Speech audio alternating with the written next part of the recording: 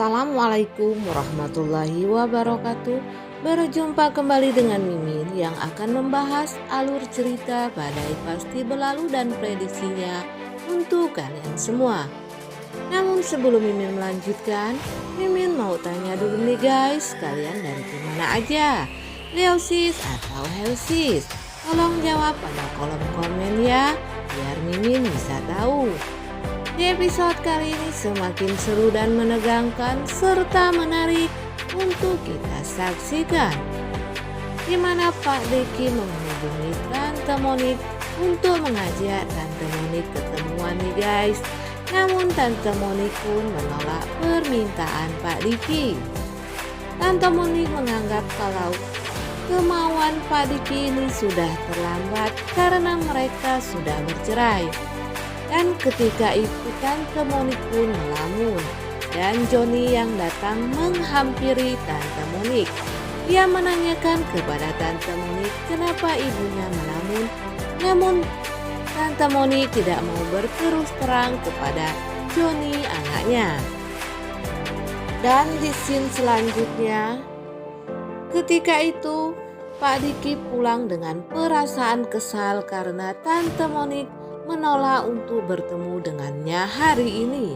Meski Pak Diki sudah memberikan alasan kalau ada sesuatu hal penting yang ingin ia bicarakan, namun Tante Monik menolak pertemuan itu. Ketika sampai di rumah, Dokter Kori pun menawarkan kepada Pak Diki untuk mandi air panas. Pak Diki yang tidak pernah dimasakkan air panas oleh Dokter Kori pun menyindir Dokter Kori. Sambil tertawa ia berkata kepada Dokter Kori, "Tumben kamu baik sama saya mau masakin air panas. Padahal selama ini kamu nggak pernah masak air panas untuk saya." Yo guys, dibaikin salah, dijahatin juga salah nih Pak Diki ya. Emang maunya Pak Diki ini kita nggak ngerti nih guys. Sementara itu di tempat yang berbeda, Bu Monik bertemu dengan Pak Sidik. Dia mengatakan kepada Pak Sidik kalau Bu Monik berterima kasih sudah direkomendasikan ke jabatan yang lebih bagus. Padahal Tante Monik ini jarang masuk kerja. Pak Sidik pun mengatakan kepada Tante Monik kalau ini adalah hal biasa karena Tante Monik juga izin itu ada keperluan lain. Dan Pak Sidik mengatakan kepada Tante Monik untuk menjauhi Pak Diki.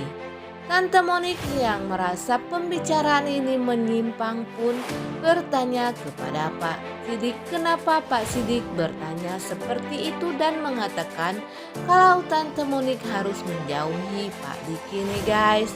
Rupanya Pak Diki ini menyukai, Pak Sidik ini menyukai Tante Monik. Namun Tante Monik tidak mengerti perasaannya Pak Sidik. Dan ketika Tante Monik akan pulang dari kantornya Pak Sidik, ia bertemu dengan Pak Diki yang akan menjemputnya pulang di halte bis. Pak Diki mengatakan kalau ia akan mengantar Tante Monik pulang. Namun Tante Monik menolak permintaan Pak Diki.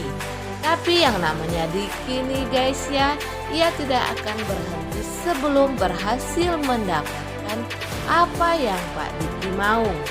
Akhirnya Tante Monik pun menyerah dan masuk ke dalam mobilnya Pak Diki. Ketika mereka berangkat, ternyata Pak Sidik melihat Tante Monik yang naik ke dalam mobilnya Pak Diki dan pulang bersama Pak Diki. Di dalam hati Pak Sidik berkata, "Seandainya saja kamu tahu Monik, kalau aku ini sangat mencintaimu dan menginginkan Tante Monik menjadi istrinya nih guys." Dan setelah di dalam mobil, Tante Monik pun mengatakan kepada Pak Diki agar Pak Diki berhenti mengejarnya. Karena hubungan mereka sudah berakhir 5 tahun yang lalu semenjak Pak Diki memilih untuk menikah dengan Dokter Kori. Namun di sini Pak Diki pun menangis nih guys dan mengatakan kepada Tante Monik kalau ia sudah menyesal telah menceraikan Tante Monik dan menikah dengan Dokter Cory. Yang tiba-tiba saja Pak Diki memeluk Tante Monik sambil menangis. Tapi kita tidak tahu nih guys ya, apakah air matanya Pak Diki ini air mata asli atau air mata buayanya saja nih guys. Karena seperti yang kita ketahui, kalau Pak Diki ini sangatlah licik. Tentu saja sesampainya di rumah, Tante Monik kepikiran dengan Pak Diki yang mengatakan di dalam mobil tadi sewaktu dia mengantar kalau Pak Diki menyesali segala perbuatannya. Dan lagi-lagi Johnny mendekati ibunya dan bertanya kepada Tante Monik, ada apa sepertinya hari-hari seperti ini? Tante Monik selalu murung nih guys. Namun Tante Monik tidak mau mengatakannya kepada Johnny. Dan di scene selanjutnya ketika Pak Sidik bertandang ke rumah Dokter Cory, dan Dokter Cory pun kaget karena sudah lama Pak Diki tidak bertandang ke rumahnya. Dan waktu itu juga Pak Diki pulang ke rumah dan melihat Pak Sidik sudah berada di rumahnya. Sepertinya Pak Sidik ini menegur Pak Diki untuk menjauhi Tante Monik. Hal ini pun dilihat oleh Dokter Cory yang kaget kenapa ayahnya sampai menegur Pak Diki untuk menjauhi Tante Monik. Namun sepertinya Pak Diki nanti akan marah kepada Tante Monik nih guys, karena Tante Monik akan memilih untuk hidup bersama dengan Pak Sidik. Hal inilah yang membuat Pak Diki sangat emosi melihat keputusannya Tante Monik ini untuk bersama dengan Pak Sidik.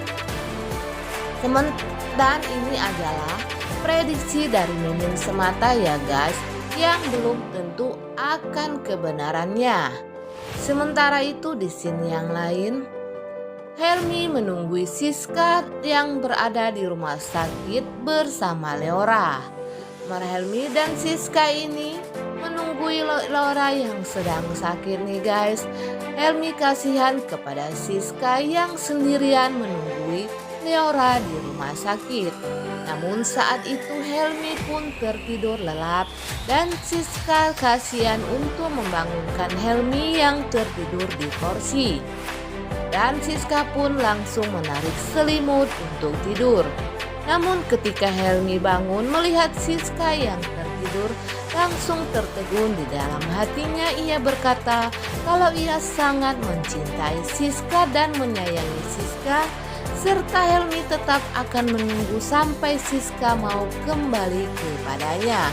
Nah guys, Mimin kira sampai di sini dulu. Apabila ada kekurangan, Mimin mohon maaf. Mimin akhiri, wassalamualaikum warahmatullahi wabarakatuh.